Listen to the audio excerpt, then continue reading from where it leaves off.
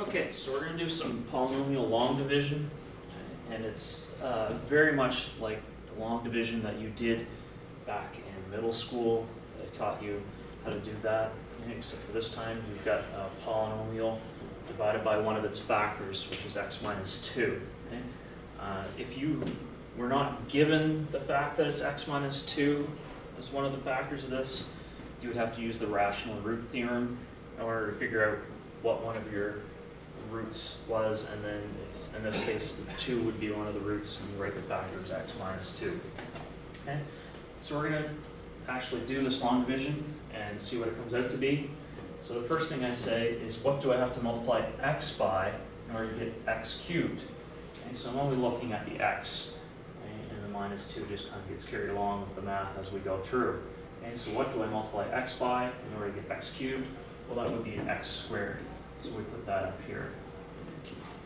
So then, the same as middle school, okay, you take your number that's up here. In this case, it's a variable, so x squared times this whole thing, and it gets the x cubed minus 2x squared.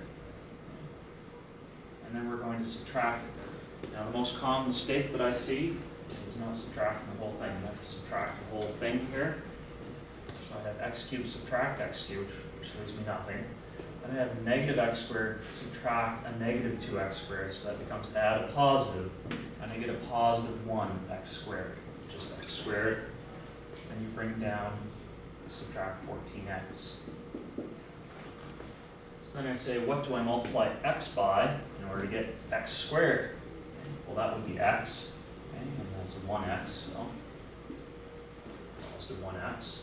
So then we do the actual multiplication, x times x gives me x squared, x times negative 2 gives me negative 2x, okay. And once again I subtract the whole thing. So now x squared subtract x squared gives me nothing, which should be the case every time. And then negative 14x subtract negative 2x. Okay, so that's going to again become add a positive because they subtract a negative, and you end up with negative 12x.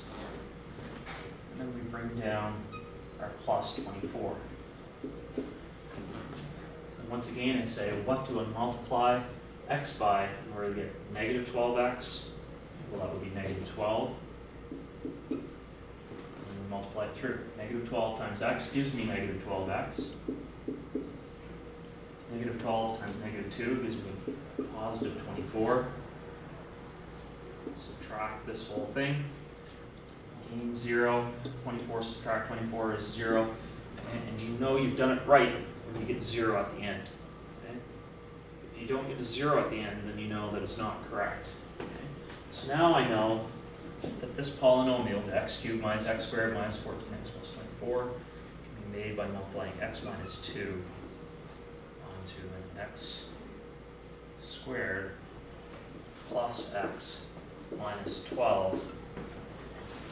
From here, it's easy to finish. Just say what two numbers add to 1 and multiply to a negative 12. Okay, well, that's a positive 4 and a negative 3. Okay.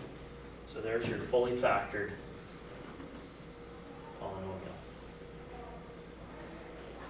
And if you wanted to check it, you could always multiply it out and see if it gives you back your original function.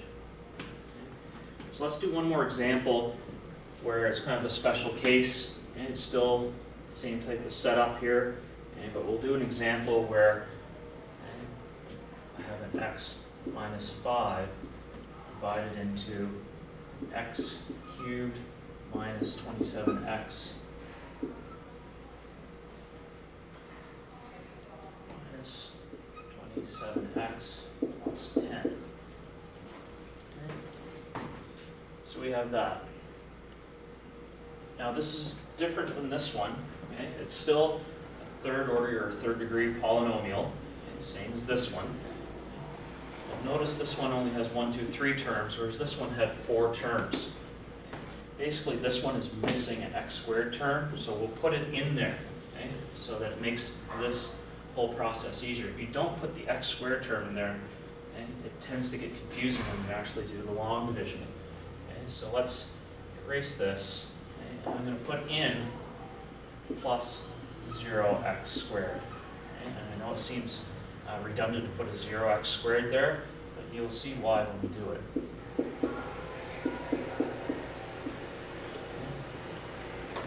So now we go through the same procedure. What do I multiply x by in order to get x cubed? Well, it's an x squared, so we multiply it through. I get x cubed minus 5x squared. Put the whole thing in brackets and subtract. X cubed subtract x cubed gives me nothing. And here's where having the 0x squared held into your equation helps you out. Because I have 0x squared subtract a negative 5x squared, which gives me positive 5x squared. And then you can bring down your next term. It gets kind of messy or hard on the head if you don't actually have the 0x squared in there to hold its place. Some people will try to subtract 5x squared from the negative 27x because it's the next thing that comes in line, and that doesn't work for you. So then once you've done that, it becomes like any other polynomial division that you've done. Multiply by 5x.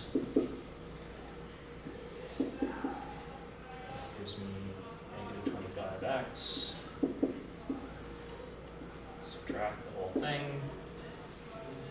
It's going to leave me with negative 27 plus 25, negative 2x. Bring down the plus 10. Multiply x by negative 2. So negative 2 times x gives me negative 2x. Negative 2 times negative 5 gives me plus 10. Subtract them. End up with 0, so I know it works. And so then x minus 5 onto x squared plus 5x minus 2.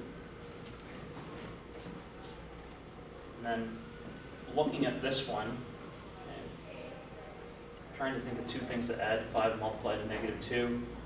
Well, there are no two numbers that do that. And so a real quick check to see if I can even factor this. And since it's a quadratic, and if it has roots, it'll have a positive discriminant. So your discriminant is b squared minus 4ac. b is 5, so we have 25 minus 4 to a, which is 1, c, which is negative 2.